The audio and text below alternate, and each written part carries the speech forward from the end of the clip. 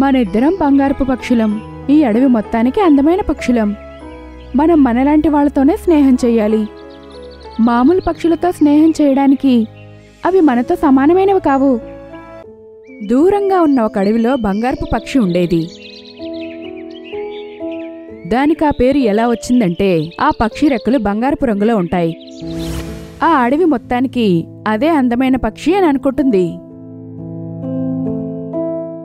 ఒకరోజు ఆ బంగారపు పక్షి నీలు మరియు టీను అనే తన ఇద్దరు స్నేహితులతో సాయంత్రం ఆడుకోవడానికి వెళ్ళింది. కానీ ఒక డేగ వాటిని తినడానికి వెంబడిస్తుందని ఆ పక్షులకు తెలియడం లేదు. బంగారపు పక్షి హుషారుగా పైకి ఎగురుతూ ఉంది. అప్పుడు టీను తమని ఒక డేగ వెంబడిస్తుందని చూశాడు. మిత్రులారా, తొందరగా కిందకి వెళ్ళిపోదాం, ఆ డేగ మనల్ని వెంబడిస్తోంది.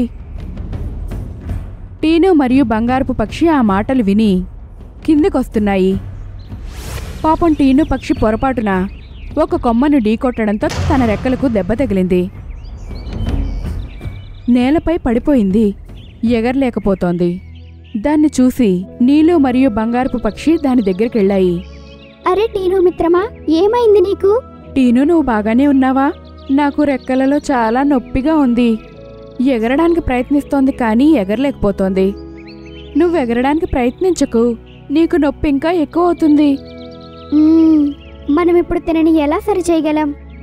తన నొప్పిని తగ్గించాలి అనుకుంటే మనం బంగారు పూలను తీసుకురావాలి. అవి నల్లకొండపై ఉంటాయి. ఆ పూలు గురించి నేను కూడా విన్నాను, కానీ ఆ నల్లకొండపై చాలా చీకటిగా ఉంటుంది. కానీ నువ్వు మాత్రమే అక్కడికి వెళ్ళగలవు. ఎందుకంటే నీవి బంగారపు రెక్కలు. అది చందమామ వెలుగులా ఉంటుంది, ప్రకాశవంతంగా కూడా ఉంటాయి. నీకా పూలు చాలా సులభంగా దొరుకుతాయి. బంగారపు పక్షి అది విని ఇలా అంటుంది. సరే, నేనిప్పుడే నీకోసం ఆ పూలను తేవడానికి వెళ్తాను. అది విని ఆ పక్షులు సంతోషించాయి. నీలు టీను దగ్గరే ఉండిపోయింది. బంగారపు పక్షి నల్లకొండ వైపు ఎగురుతూ వెళ్తోంది. వెళ్లే దారి దూరంగా ఉంది. కొంత దూరం వెళ్ళాక బంగారపు పక్షి ఒకటి చూసింది. అచ్చం తనలాగే ఉన్న ఇంకో బంగారపు పక్షిని చూసింది. అది కూడా ఎగురుతోంది. బంగారపు పక్షి దాన్ని ఆశ్చర్యంగా చూస్తోంది. తనలాగే ఉన్న ఇంకొక పక్షిని చూడటం తనకి అదే మొదటిసారి. అది తన దగ్గరకు వెళ్ళి తనతో పాటు ఎగురుతూ మాట్లాడుతోంది. నా పేరు బంగారపు పక్షి. నువ్వు కూడా అచ్చం నాలాగే ఉన్నావు. నిన్నింతకుముందు ఎప్పుడూ ఇక్కడ చూడలేదు. నువ్వెక్కడి నుంచి వచ్చావు? నా పేరు కూడా బంగారపు పక్షి. బంగారపు పక్షి జరిగిందంతా చెప్పింది విని రెండవ పక్షి ఇలా అంటుంది. నువ్వు బంగారపు పక్షి అయ్యుండి కూడా మామూలు పక్షులతో స్నేహం చేస్తున్నావా? ఇంకా వాటి కోసం బంగారు పూలను తేవడానికి వెళ్తున్నావు. అయితే ఏమైంది? మనిద్దరం బంగారపు పక్షులం. ఈ అడవి మొత్తానికి అందమైన పక్షులం. మనం మనలాంటి వాళ్లతోనే స్నేహం చెయ్యాలి. మామూలు పక్షులతో స్నేహం చేయడానికి అవి మనతో సమానమైనవి కావు. ఆ బంగారపు పక్షికి రెండవ పక్షి చెప్పిన మాటలు విన్న తరువాత తనకు గర్వం పెరిగింది. ఇటువైపు నీలు పక్షి టీను దగ్గరే ఉండిపోయి బంగారపు పక్షి వస్తుందని చూస్తున్నారు. ఉదయం అయిన తర్వాత రెండు పక్షులు బంగారపు పక్షి గురించి ఆలోచించాయి. నీలు టీనుతో బంగారపు పక్షిని చూసొస్తానని చెప్పింది. అది టీను పక్షిని అక్కడే వదిలేసి ఆకాశంలోకి ఎగిరింది. కొంతసేపటి తర్వాత దానికి ఇద్దరు బంగారపు పక్షులు ఆకాశంలో ఎగురుతూ ఉండడం గమనించింది. అది వాటికి దగ్గరగా వెళ్లి వాటితో పాటుగానే ఎగురుతూ ఆ బంగారపు పక్షితో మాట్లాడింది. బంగారపు పక్షి, నువ్వు టీను గురించి బంగారపు పూలను తేవడానికి వెళ్ళావు కదా, కానీ ఇక్కడేం చేస్తున్నావు? నన్ను క్షమించు, కానీ ఇప్పుడు మీరు నా స్నేహితులు కాదు. ఇప్పుడు నాకు ఈ బంగారపు రంగులో నాలా కనిపించే ఈ పక్షి మాత్రమే మిత్రుడు. ఇప్పుడు నీకు నీ అందంపై గర్వం వచ్చింది కదా. ఏం పర్లేదు, నువ్వు వెళ్ళలేకపోతే ఒకరోజు ఎలాగూ అయిపోయింది. నేనే స్వయంగా పూలను తేవడానికి వెళ్తాను. నీలు పక్షి ఆ నల్లటి కొండవైపు ఎగిరిపోయింది. కొన్ని గంటల తరువాత నోటితో బంగారపు పూలను పట్టుకుని టీను పక్షి దగ్గరకొచ్చింది. టీను అది చూసి సంతోషించి తనతో ఇలా అడిగింది. అరే నీలు, నువ్వు ఒంటరిగా ఈ పూలు తెస్తున్నావేంటి? బంగారపు పక్షి ఎక్కడుంది? నీలు తన నోటిలోని పూలను నేలపై పెట్టి టీనుతో ఇలా చెప్పింది. ముందు నువ్వు ఈ పూలను తిని నీ బాధను తగ్గించుకో, తర్వాత నేను చెప్తాను. టీను ఆ పూలలోని ఒకదాన్ని తిన్నది. అది తినగానే టీను యొక్క దెబ్బ ఒక్కసారిగా తగ్గిపోయింది. అది ఇప్పుడు ఎగరడానికి సిద్ధంగా ఉంది. నీకు చాలా చాలా ధన్యవాదాలు నా మిత్రమా. ఇప్పుడు చెప్పు నాకు, ఆ బంగారపు పక్షి ఎక్కడుంది? అది విన్న నీలు చిడియా జరిగిందంతా చెప్పింది. అది టీనుకు చాలా చెడ్డగా అనిపించింది. అవి రెండూ ఇంకొకసారి ఆ బంగారపు పక్షితో స్నేహం చేయకూడదని నిర్ణయించుకున్నాయి. ఆ బంగారపు పక్షి తన కొత్త స్నేహితుడితో చాలా ఆనందంగా గడుపుతోంది.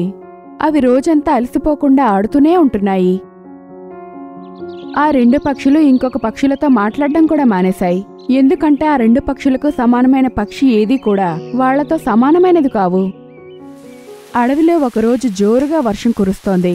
ఆ రెండు పక్షులు ఎగురుతూ వచ్చి ఒక చెట్టు కొమ్మపై కూర్చున్నాయి. హఠాత్తుగా పెద్ద గాలేస్తోంది. ఆ గాలికి చెట్టుపై ఉన్న ఆకులు పక్షిపై పడ్డాయి. అది నేలపై పడి బురదలో కూరుకుపోయింది. వర్షం ఆగిపోయింది. ఆ బంగారపు పక్షి మాత్రం పూర్తిగా ఆ బురదలో కూరుకుపోయింది. తన రెక్కలు కూడా ఇరుక్కుపోయాయి. నువ్వు పైనే ఉండి ఏం చూస్తున్నావు? వచ్చి నాకు సహాయం చెయ్యి. అది విన్న రెండో పక్షి కిందకొచ్చింది. అది నేల మీద నిలబడకుండానే సమాధానం చెప్తోంది. ఇప్పుడు నువ్వు చాలా బురదగా కనిపిస్తున్నావు. ఎప్పటి వరకు నువ్వు బంగారు వర్ణంలో ఉండవో అప్పటి వరకు నాతో స్నేహం చేయడానికి సరికాదు నువ్వు. నేనెప్పుడు అలాగే ఉన్నాను, కానీ ఎగరలేకపోతున్నాను. నా కోసం నువ్వు నీళ్లు తీసుకొస్తే నేను స్నానం చేసి మళ్ళీ ఆ రంగులో వస్తాను. కానీ ఇప్పుడు నువ్వు నాకు మిత్రుడు కావు, కాబట్టి నేను నీకోసం నీళ్లు తీసుకురాను. నువ్వు స్నానం చేసి మళ్ళీ ఈ రంగులోకి రాకుండా ఉండిపోతే ఈ విధంగానే ఉండొచ్చేమో. అందుకే నేను వెళ్ళిపోతున్నాను. అలా అని అది వెళ్ళిపోయింది. అప్పుడు ఆ బంగారు పక్షికి తన పాత మిత్రులిద్దరూ గుర్తుకు వచ్చారు. తన రెక్కలు రెండూ ఇరుక్కుపోయాయి. అందుకే అది ఎగరలేకపోతోంది. చాలాసేపటి వరకు అది ఆ అవస్థలోనే ఉండిపోయింది. కొంతసేపటి తర్వాత నీలు టీను అక్కడికొచ్చారు. వాళ్ళిద్దరూ దాన్ని చూశారు. వాళ్ళిద్దరూ దాన్ని చూసి దాని దగ్గరికెళ్లారు. అరే, నువ్వు ఈ బురదలో పూర్తిగా ఇరుక్కుపోయావు. నువ్వు ఈ విధంగా ఎలా పడిపోయావు? టీను మరియు నీలు, మీరు నన్ను గుర్తుపట్టలేదా? నేను బంగారు పక్షిని. కానీ నీకు ఈ విధంగా ఎలా జరిగింది? నీ మిత్రుడు ఎక్కడున్నాడు? అప్పుడు బంగారు పక్షి వాళ్ళిద్దరిని క్షమాపణ అడిగి జరిగిందంతా వివరించింది. నీలు ఏమందంటే, మా గురించి గర్వంతో నువ్వేమనుకున్నావు? మేం నీలాగా అందంగా లేమనే కదా. అది మాట్లాడ్డానికి కూడా లేదు నీకిప్పుడు. కానీ ఇప్పుడు చూడు, ఎక్కడది నీతో మాట్లాడ్డానికి సమానమైనది? నా వల్ల చాలా పెద్ద తప్పు జరిగింది. ఇప్పుడు నేను ఇంకెవరిని తప్పుగా అర్థం చేసుకోను. నీలు టీను అది విన్న తర్వాత ఒక చిన్న కర్ర ముక్కను తీసుకొచ్చి ఆ బంగారు పక్షిని పట్టుకోమని చెప్పారు. బంగారు పక్షి తన పళ్లతో ఆ కర్రను పట్టుకుంది. ఆ కర్రను ఆ రెండు పక్షులు ఇరువైపులా నీలు టీను తన రెక్కలతో తీసుకెళ్లాయి. దాన్ని తీసుకుని ఎగురుతూ ఉన్నాయి. దాన్ని చెరువు దగ్గరికి తీసుకెళ్లి నీటిలో ముంచాయి. మళ్ళీ రెండోసారి కూడా ముంచి తీశాయి. అలా చేయడంతో తన శరీరం మరియు రెక్కల వైపు ఉన్న బురద అంతా కొట్టుకుపోయి అది తిరిగి అందంగా మారి ఎగురుతూ ఉంది. అది మళ్ళీ తిరిగి వాళ్ళ స్నేహితులతో కలిసి ఎగిరిపోయింది. ఎక్కడైతే వారు ఆడుకునేవారో అక్కడికి. నువ్వు వెళ్ళిపోతే నన్ను ఇంకా ఎవరు ప్రేమిస్తారు? నేను తప్పు చేస్తే ఎవరు తిడతారు? మా వెళ్ళొద్దమ్మా, మా మా ఒక చిన్న అడవిలో జీవితం చాలా ఆనందంగా గడిచేది. అక్కడ జంతువులన్నీ కలిసి ఉండేవి. ఆ అడవిలో కొండ దగ్గరలో అందమైన చెరువు ఉంది. ఆ చెరువులో హంసలు, చేపలు, కప్పలు మరియు మిగిలిన జంతువులు ఉండేవి. అవన్నీ చాలా బాగా ఉండేవి. వీళ్ల మధ్యలో మంటూ అనే ముసలి కూడా ఉంది. అది చాలా గర్వంగా ఉండేది. అదే ఆ చెరువుకి రాజు అనుకునేది. అందరితో చాలా గర్వంగా మాట్లాడేది. ఒకరోజు ఒక పక్షి వచ్చి ఆ చెట్టు మీద కూర్చుని పండు తింటోంది. అప్పుడు పొరపాటున ఒక పండు చెరువులో పడిపోయింది. తర్వాత ఏం జరిగిందంటే, ఆ విషయం మంటూ అనే ముసలికి అస్సలు నచ్చలేదు. అది ఆ పక్షి మీద అరుస్తూ ఉంది. పాపం ఆ పక్షి అక్కడి నుండి ఎగిరిపోయింది. పక్షి వెళ్ళిన తర్వాత బంటు అనే ఎలుగుబంటి నీళ్లు తాగడానికి వచ్చింది. దాన్ని చూసి మంటూ ఏమన్నాడంటే, బంటి, నువ్వు నీ నోటితో నా చెరువుని పాడు చేస్తున్నావు. అందుకే నువ్వు నీ చెత్త మూతి బయటికి తీ. ఇక్కడి నుంచి తక్షణం వెళ్ళిపో. మంటూ సోదరా, ఈ చెరువు అచ్చం నీ ఒక్కడిదే కాదు, ఇది అందరిది కూడా. లేదు, ఇది కేవలం నాదే. ఇంకా మీరందరూ నా చెరువులోంచి నీళ్లు తాగడం జరుగుతోంది కాబట్టి దానికి పరిహారం చెల్లించాలి. వెళ్ళు, ఇంకా నీ రాజుకు చెప్పు. చెరువు యొక్క రాజు ఆజ్ఞాపించారు, ఇక నుంచి ఎవరైనా చెరువులో నీళ్లు తాగాలంటే ముందే ఆయనకి పన్ను చెల్లించాలి అని చెప్పు. ఒకవేళ అలా చేయలేకుంటే వాళ్ళని మంచినీళ్లు తాగనీయకుండా బహిష్కృతం చేస్తాను. తర్వాత ఏమైందంటే అన్ని జంతువులు చెరువుకు వెళ్ళడానికి ముందే ఏదో ఒకటి ఇచ్చేవారు. ఒకరు తాజా మంచి పళ్ళని తీసుకొచ్చేవారు, కొంతమంది ఇంకొకటి తీసుకెళ్లేవారు. మంటూ రాజులాగా వాటన్నిటినీ తినేవాడు. ఇదంతా మంటుకు చాలా బాగా నచ్చేది. ఇలానే రోజులు గడుస్తున్నాయి. ఒకరోజు చింటూ అనే జింకకు చాలా దాహం వేసింది. అది తన తల్లి జింకతో ఇలా అంది, నాకు బాగా దాహం వేస్తోంది. బాబూ, మన దగ్గర మంటుకి ఇవ్వడానికి ఇప్పుడు ఏమీ లేదు. కానీ చింటూ దాహానికి ఉండలేకపోతున్నాడు. తల్లి జింక అన్నది, బాబూ, కొంత సమయం ఆగు. చీకటి పడిన తర్వాత మనం చెరువు దగ్గరికి వెళదాం. అప్పుడు నువ్వు నీళ్లు తాగొచ్చు. చీకటి పడ్డాక ఇద్దరు చెరువు దగ్గరికి వెళ్లారు.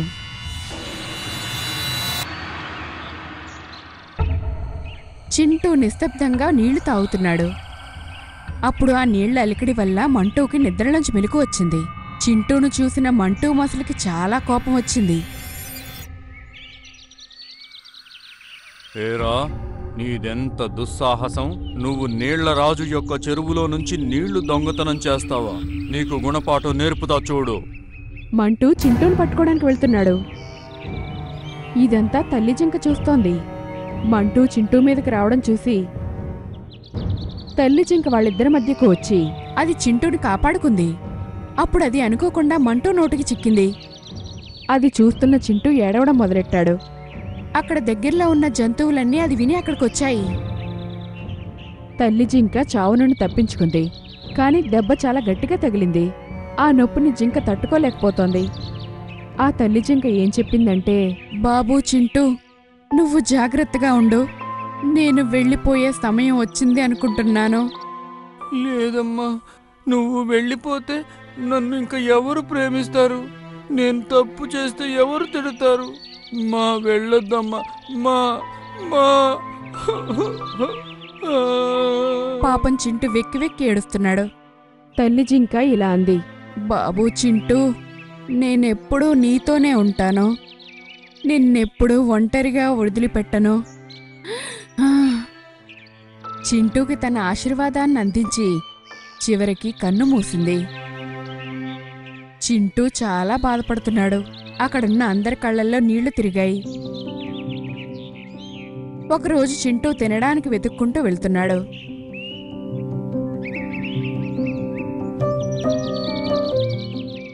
అప్పుడతను ఒక దూడపిల్ల చెట్టు కింద ఇరుక్కుపోవడాన్ని చూశాడు.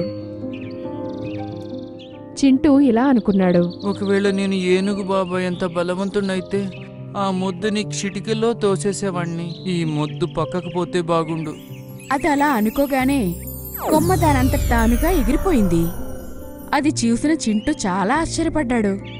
అప్పుడు తనకి తన అమ్మ మాటలు బాగా గుర్తొచ్చాయి. అప్పుడు తనకు అర్థమైంది, ఇదంతా తల్లి జింక ఇచ్చిన ఆశీర్వాదం వల్ల జరిగిందని.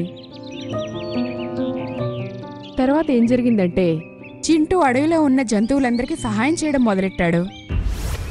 ఒకరోజు భారీ భూకంపం వచ్చింది. అప్పుడు కొండమునిది నుంచి రాళ్లన్నీ కిందకి పడ్డాయి. అన్నీ కిందకి జారుతున్నాయి. పెద్ద పెద్ద చెట్లు కూడా విరిగిపోతున్నాయి.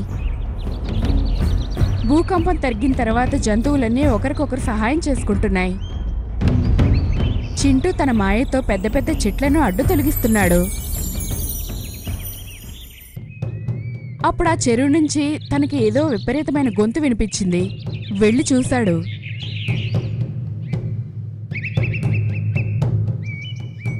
మంటూ ఒక పెద్ద రాయి కింద పడి నలిగిపోతోంది.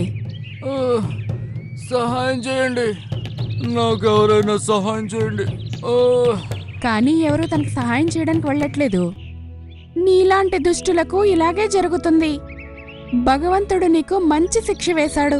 నిన్ను నువ్వు చాలా బలవంతుడు అనుకుంటావు కదా, ఇప్పుడు చేతనైతే తప్పించుకో చూద్దాం. ఈ విధంగా అక్కడ జంతువులన్నీ మంటూ చేసిన తప్పును చెప్తున్నాయి. సహాయానికి మాత్రం ఎవరూ వెళ్ళట్లేదు. కాని చింటూ వచ్చాడు. తన మాయతో ఆ రాయిని ఎత్తి పడేశాడు. అది చూసి మంటూకి తను చేసిన తప్పేంటో తెలిసొచ్చింది. అప్పుడు తనన్నాడు, చింటూ, నా వల్లే మీ అమ్మ నీ నుంచి దూరంగా పోయింది. అయినా గానీ నువ్వు నన్ను కాపాడావు. ఒకవేళ నాకు కూడా నీ అంత మంచి మనసుంటే ఎవరిని బాధ పెట్టేవాడిని కాదు కదా. మంటూ అక్కడున్న జంతువులన్నింటినీ క్షమాపణ కోరుకుంది.